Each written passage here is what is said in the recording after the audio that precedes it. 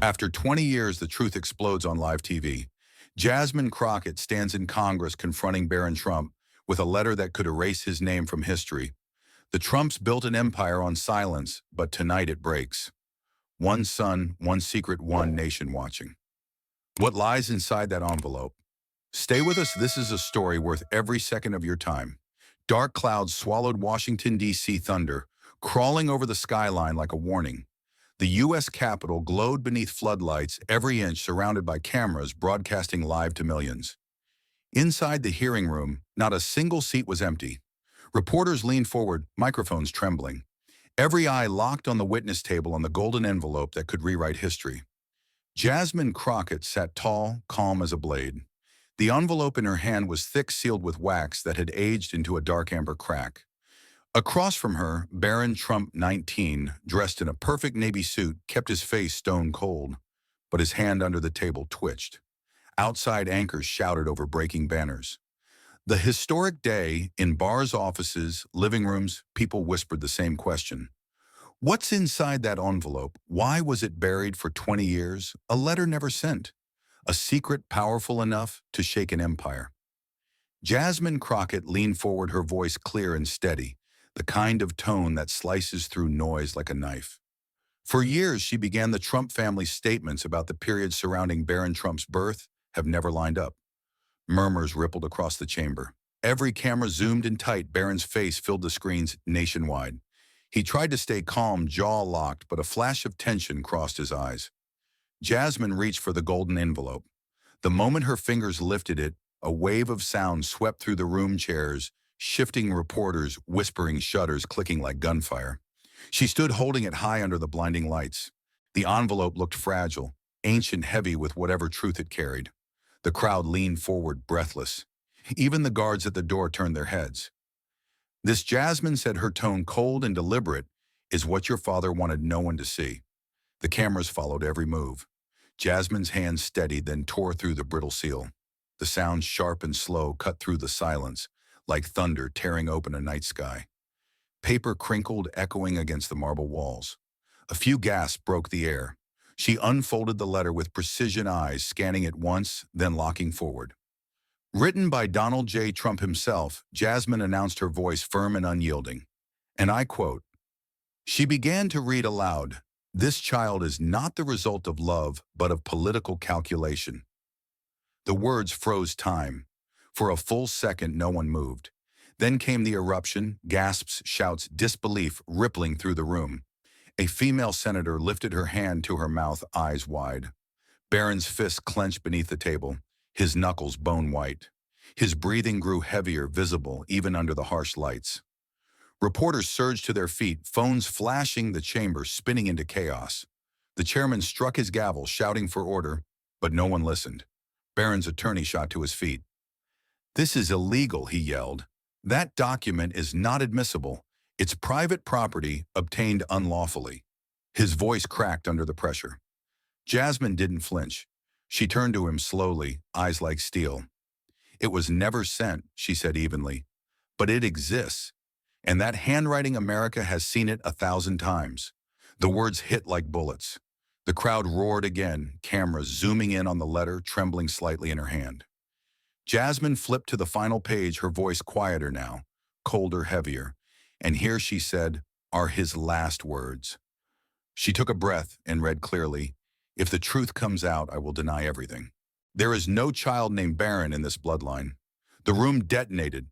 Cries filled the air. Someone screamed. Another sobbed. A man in the gallery stood shouting before security dragged him out. The gavel slammed again and again, useless against the storm. Every camera in America turned to Barron. His face had drained of all color, eyes, glassy jaw, trembling. He tried to stay composed, but the words crushed him like weight on his chest. For the first time, he didn't look like a Trump, just a boy cornered by a truth too heavy to bear. And as the chaos swelled, Jasmine stood motionless, the torn envelope resting beside her. The storm had finally arrived. The storm had broken. The room was chaos until, through the noise, a trembling voice rose. Barron Trump finally spoke. His tone was shaky but defiant, trying to sound stronger than he felt. "This letter could be fake," he said, his voice echoing through the microphones. Who can prove my father wrote it? The chamber went still again, the kind of silence that feels heavier than sound. The camera zoomed in on him, sweat glistening at his temples, his lips tightening as he forced the words out. His lawyer immediately stood. "We demand a recess," he barked, voice sharp and urgent. "This so-called evidence is a forgery fabricated to humiliate my client and his family." The chairman pounded his gavel hard enough to shake the desk. 10-minute recess, he ordered. The hearing adjourned, but no one truly relaxed. Outside, the reporters rushed to file headlines. Inside, the air still burned. Every camera stayed rolling, catching every glance, every flicker of unease that passed between faces. Jasmine Crockett didn't speak. She sat quietly, flipping through a secondary folder, her focus unbroken. Her eyes steady and unreadable, looked more like steel than flesh. Around her, senators whispered, some shaking their heads in disbelief. The room felt like it was holding its breath again, the tension rebuilding under the surface. Every rustle of paper sounded like thunder. Meanwhile, Barron stared at nothing. The cameras caught the blankness in his eyes, the weight behind them. Memories flickered, long dinners where his father barely looked at him, the endless photo ops, where he was told to smile, the cold words about legacy and image. He felt trapped, like the walls were closing in. His hands gripped the armrest so tightly his knuckles turned white. His nails dug into the wood until one snapped. A single bead of sweat rolled down his cheek and fell onto the microphone, the sound faint but deafening. When the recess ended, the air inside the Capitol felt heavier, as if the room itself knew what was coming next. Cameras refocused, lights flared back to life, and every eye turned toward Jasmine Crockett. She didn't argue. She didn't raise her voice. Instead, she lifted a new file from her stack, a clean white folder stamped with the seal of the Federal Forensic Bureau. The noise in the chamber died instantly. "This," she said calmly, "is the handwriting analysis conducted by a certified forensic expert." Her tone was precise, emotionless, like she'd just loaded a weapon. The lights dimmed. The massive screen behind her came alive. On one side appeared the familiar signature, Donald J. Trump, pulled from official presidential documents. On the other side, the signature from the letter. A thin red line swept across the screen, highlighting every curve, every tilt, every forceful pen stroke. The match was uncanny. Gasps rippled through the audience as the animation zoomed in on microscopic details, the angle of the D, the upward flick of the J, the heavy drag under the final P. Every element aligned perfectly. Then the expert's voice filled the chamber, transmitted live from the forensic lab. Calm, clinical, and devastatingly clear, he said, "This is Donald Trump's handwriting. There is no doubt. The probability of error is less than 2%. The statement hit like a detonation. Reporters shot up, cameras flashing nonstop. A few lawmakers dropped their heads into their hands. One whispered something under his breath that the microphone barely caught. "Oh my God." The sound of clicking shutters filled the air like gunfire. Barron's face crumbled. He slammed his palms on the table so hard the microphones jolted. "You're destroying my family," he shouted, his voice breaking mid-sentence. The outburst echoed across the hall, raw and human. Jasmine didn't even flinch. Her eyes stayed locked on him, cold but not cruel. "I'm not destroying anything," she said softly, every word landing like a hammer. "The letter is speaking for itself." The silence that followed was unbearable. Even the guards at the door seemed frozen. Jasmine turned another page of the letter, one no one had seen before. A faint paragraph, written at the very bottom, nearly faded into the paper. Her voice dropped lower, trembling with restrained fury as she read aloud. "Remember, Barron is only a legacy, not a son." It was like lightning struck inside the chamber. People gasped, some cried out in disbelief. One woman in the gallery covered her face, sobbing quietly. The cameras caught every reaction, the tears, the shock, the collapse of composure. The chairman froze mid-motion, his gavel suspended in the air. Barron's lawyer looked away, jaw trembling. The room dissolved into noise again, flashes, whispers, shouts, all bleeding together into chaos. But Jasmine didn't move. She stood in the center of the storm, the faint glow of the projector painting her silhouette against the wall. Her expression didn't change, but her eyes told the story. This wasn't victory. It was the cost of truth. And for the first time that day, even the loudest voices fell silent. The storm had shifted, and now it was personal. The chamber fell into a suffocating silence. The chaos was gone, Only the faint tapping of the chairman's pen remained sharp and steady, like a pulse. Barron Trump sat frozen hands covering half his face, his lips moving, but no sound coming out. His eyes were glassy, unfocused, locked somewhere far away. The cameras caught every second the trembling fingers, the shallow breath, the slow collapse of composure. It was as if time itself refused to move. His lawyer rose, voice thin and unsteady. Perhaps the president only wanted to protect his reputation, he said, forcing calm. These were words written in anger, not the truth. No one responded. The pen kept tapping. The line sounded small, now fragile against the weight of what had just been revealed. Jasmine Crockett gathered the documents with quiet precision. Her expression wasn't proud. It was heavy, almost mournful. The truth can be cruel, she said softly, but hiding it is even crueler. Her words hung in the air like smoke, impossible to breathe, yet impossible to escape. A flicker of memory crossed Barron's face. A long dinner table, cold silverware. His father's voice distant and detached. He saw flashes of cameras, empty smiles, the word legacy echoing in his ears like a curse. His hand clenched the armrest until his knuckles turned white. A drop of sweat rolled down his cheek and landed on the microphone, the soft sound echoing louder than any scream. Around him, senators stared in stunned silence. No one moved. No one spoke. The only sound left was the steady rhythm of the pen, counting down the seconds before everything changed. The silence inside the chamber was unbearable. Cameras whirred softly, lights hummed, and even the air seemed to hesitate. Then Jasmine Crockett looked up, her eyes calm but unblinking. "I call my final witness," she said. The words sliced through the stillness. Mrs. Eleanor Reeves, former secretary at Trump Tower. A stir rippled through the room. People turned, whispering. From the back, a woman in her 70s slowly stood, clutching a worn brown purse to her chest. Her steps were measured, deliberate. Every camera pivoted toward her. Eleanor Reeves took the oath with trembling hands, her voice faint but steady. "I worked at Trump Tower for 23 years, she began. "I handled letters, memos, personal dictations." Her eyes flickered toward Barron, then back to Jasmine. "On April 17th, 2007, I was called to Mr. Trump's office late in the evening. He was alone, his jacket off, sweat dripping down his forehead. He was writing something on heavy stationery paper." The chamber leaned in, holding its breath.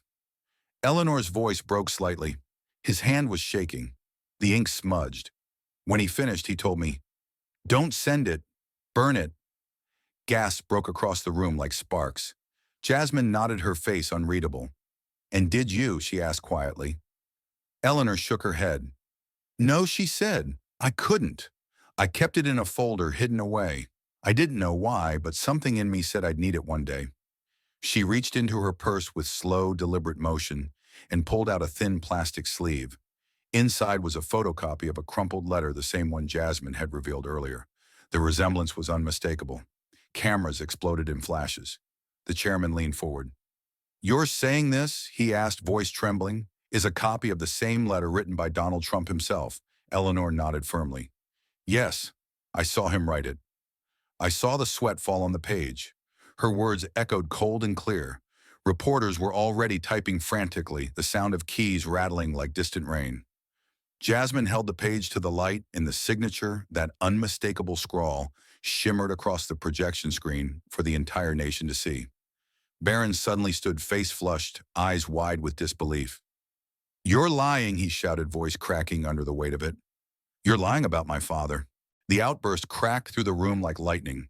His lawyer reached for his arm, trying to pull him back down. But Barron's fury had already turned to desperation. Sweat glistened on his forehead, trickling down his temple. The cameras zoomed closer, catching every tremor, every gasp, every second of his collapse. Eleanor didn't flinch. She looked straight ahead, voice trembling but firm. "I've waited for this day," she said softly. "I couldn't take that secret to my grave." The chamber went utterly still. No one dared to breathe. The sound of Barron's uneven breathing filled the microphones, raw and broken. Jasmine lowered the evidence onto the table beside her eyes, heavy, the weight of history pressing down on them all. And in that silence, the truth no longer needed words. It was alive, burning in front of everyone. The words of the old secretary still echoed when Barron finally broke. His shoulders trembled, his breath came in short bursts, and then with a sudden motion he grabbed the microphone in front of him.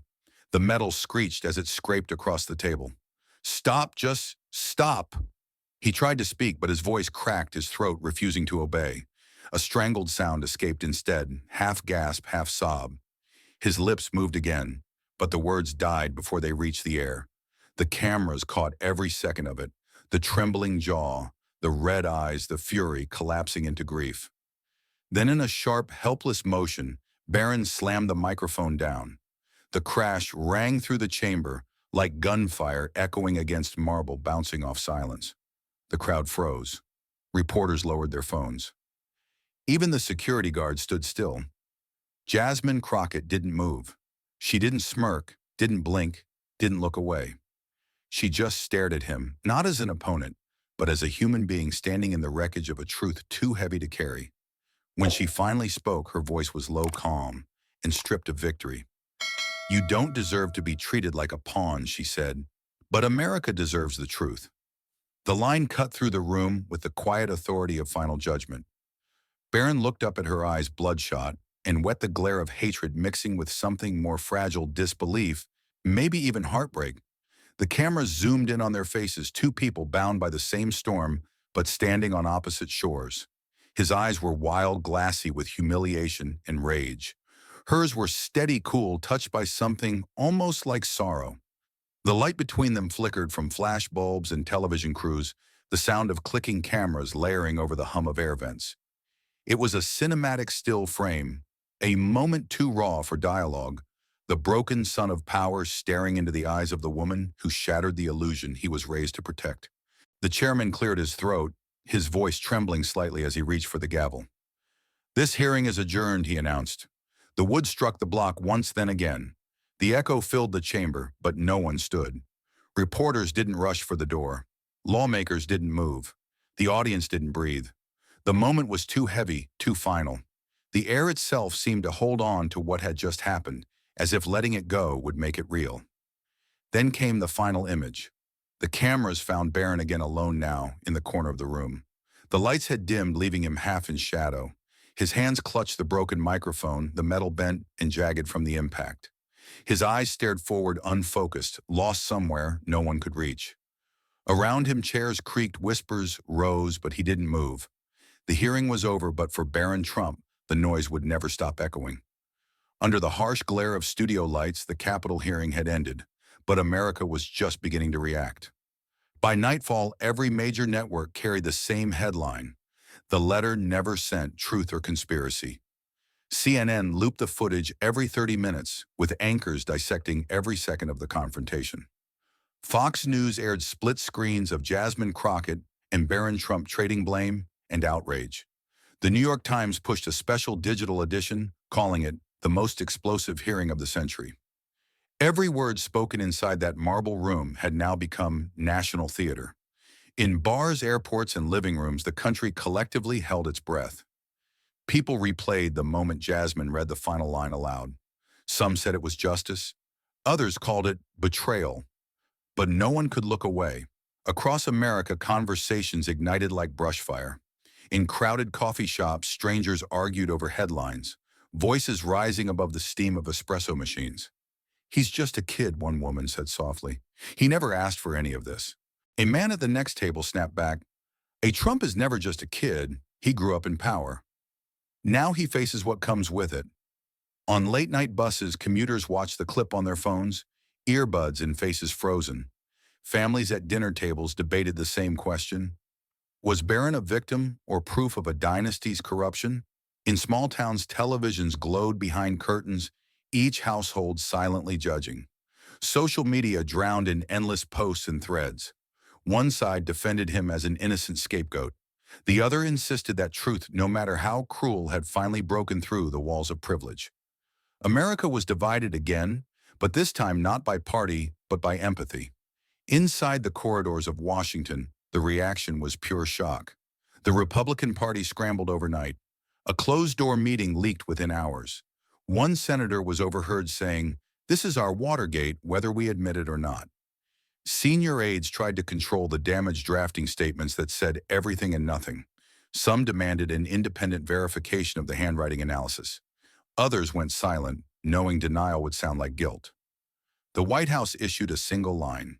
This concerns a family matter from the past, not the business of the nation. It satisfied no one. On Capitol Hill, Democratic leaders praised Jasmine's composure, calling her a defender of the people's right to know. Late-night hosts couldn't resist. First he built towers, one quipped. Now one letter has brought them all down. The audience laughed, but uneasily. It was the kind of laughter that comes from disbelief, not amusement. By dawn, the story had crossed oceans. London's Guardian called it the day America confronted its bloodline politics. France's Le Monde labeled it l'affaire Trump Tower. In Asia, morning talk shows debated the symbolism of the letter-power family deception. Even in nations with their own dynasties, the story felt universal. The footage of Barron slamming the microphone became an emblem of collapse, shared millions of times. But in the United States, the fallout was personal. The letter had turned from evidence into mirror, reflecting how power consumes those born closest to it. Analysts flooded newsrooms with commentary. This is more than scandal, said one political historian on PBS. It's the anatomy of a dynasty unraveling under the weight of its own myth. Another expert nodded gravely. When legacy becomes currency, love turns into leverage. Newspapers ran opinion pieces titled, "The Politics of Blood," and "When Family Becomes a Brand." The phrase "Barron is not a son, but a legacy" became the most quoted line of the year. Universities held emergency forums. Professors of ethics and political science compared the incident to ancient monarchies imploding under internal lies. One scholar called it America's royal moment, not because of crowns, but because of corruption disguised as loyalty. In living rooms across the country, parents tried to explain it to their children. They used careful words, mistakes, choices, responsibility. Teenagers watched the video on repeat, feeling something between pity and disbelief. He looked like he was about to cry, one wrote online. It's weird seeing someone that powerful look so small. In a diner in Michigan, an elderly man turned to his wife after the clip ended. That's what happens when you trade love for legacy, he said quietly. She nodded, staring into her coffee. The story had stopped being about politics. It had become about humanity itself. Psychologists and sociologists soon joined the debate. Dr. Laura Hensley, a behavioral analyst, told NBC Barron Trump isn't just a name, he's a symbol of what happens when image replaces affection. When a child is molded into a monument, emotion dies in the process. Her statement spread across the media. The next morning, The Atlantic published an essay titled, "The Heir and the Pawn." He wasn't raised to be a man, the author wrote. He was raised to be a continuation. The piece was quoted in sermons, classrooms, and protests alike. Meanwhile, church leaders weighed in. A pastor in Atlanta preached, "The truth sets you free, but first it destroys the world built on lies." In New York, a rabbi said, "It's not one man's fall. It's what happens when power becomes a god." At university, students dissected the hearing as if it were a film. Media professors analyzed Jasmine Crockett's composure, her timing, her silence. Law schools replayed her cross-examinations frame by frame, calling them a master class in moral prosecution. In a history class at Georgetown, a student asked, did she ruin him or rescue him? The professor paused before answering. Both, he said, because truth has no mercy. The classroom went silent. Talk shows debated the ethics of exposure. Was Jasmine justified, or did she go too far? One host said, "You can't protect a democracy by protecting its lies." Another argued she humiliated a boy to make a point. But even those who condemned her couldn't deny the impact. Ratings soared. Every outlet replayed the final exchange, Jasmine's calm voice saying, "You don't deserve to be treated like a pawn, but America deserves the truth." That sentence became more powerful than any verdict. It was printed on posters, repeated in speeches, and etched into the public memory as the moment the myth cracked. The symbolism of the letter deepened. Commentators began to call it the American Confession. It wasn't just a secret from one family. It was a warning about how power rewrites love, how ambition distorts bloodlines.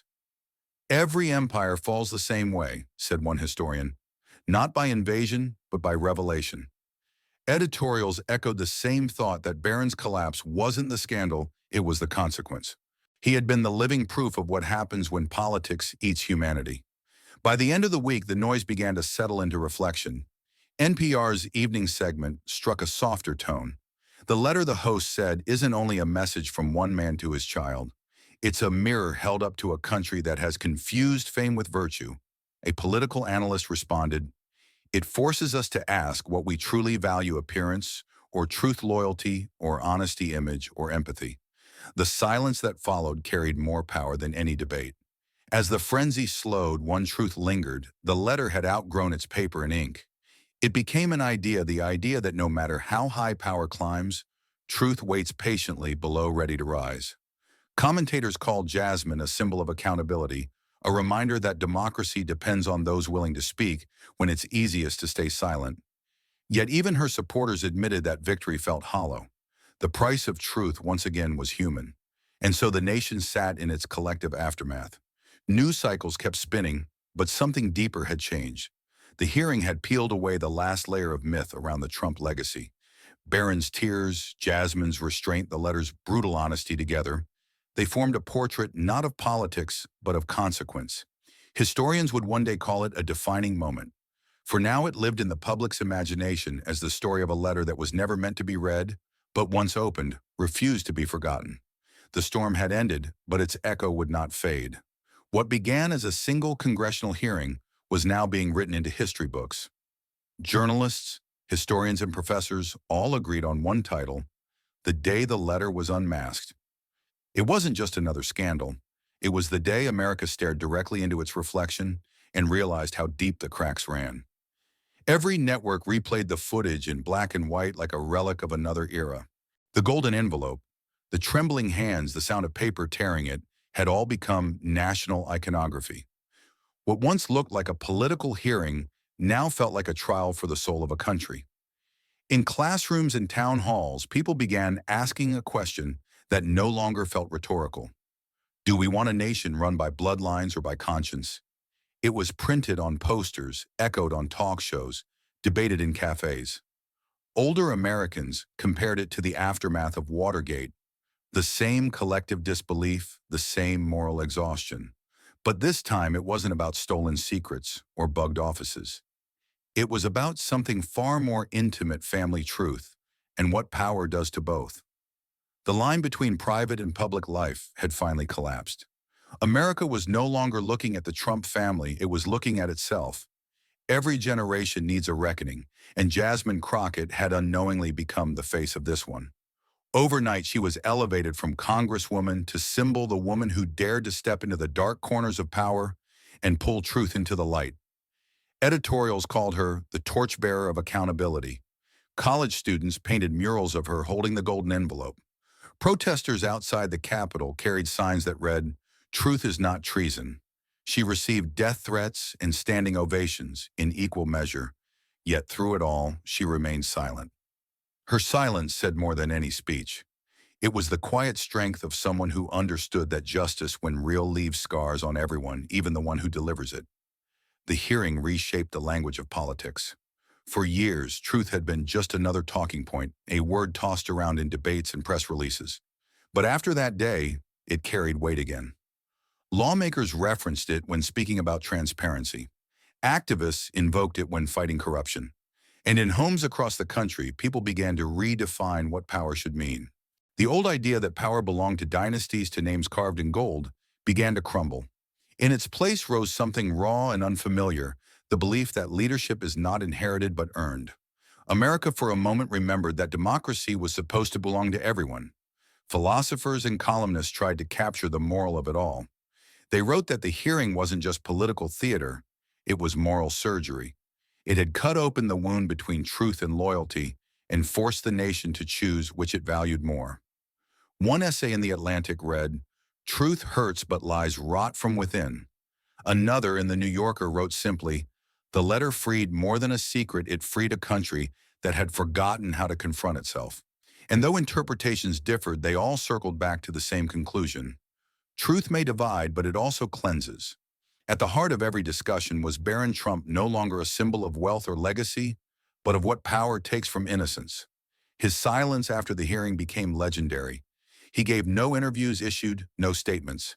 Yet his image lingered, the young man with tears in his eyes and a microphone in his broken hand. He became the embodiment of the hearing's unspoken truth that no one escapes the weight of deception, not even those born into it. Parents pointed to him when teaching their children about integrity. Teachers used his story as a lesson in empathy, a warning that privilege does not protect against pain. As weeks turned into months, the political ripples deepened. Committees began drafting bills on transparency in campaign funding and ethical oversight. Pundits debated whether Jasmine's actions had crossed a line, but even her critics admitted one thing: she had changed the conversation. For the first time in decades, Americans talked about honor without irony. They questioned the architecture of power: who builds it, who benefits from it, and most importantly, who pays the price when it collapses. The letter had reopened a wound. The country didn't know it still carried the fear that truth was no longer sacred. Beneath the noise of news cycles, a quieter realization settled over the nation. People began to understand that truth, while painful, was not the enemy. It was the path out of illusion. Truth can hurt, Jasmine had said, but hiding it hurts more. That sentence lived on, repeated in classrooms, churches, and dinner tables. It became a mantra for a society that had spent too long worshiping false gods: fame, legacy, and control. Slowly, painfully, the country began to breathe again. Thank you for watching until this moment and for standing with us on this journey for justice. Your support means everything. Like, subscribe, and turn on notifications so you never miss what's next. And we'd love to hear your thoughts. Leave a comment below and let us know what moved you most in this story. Together, our voices make a difference.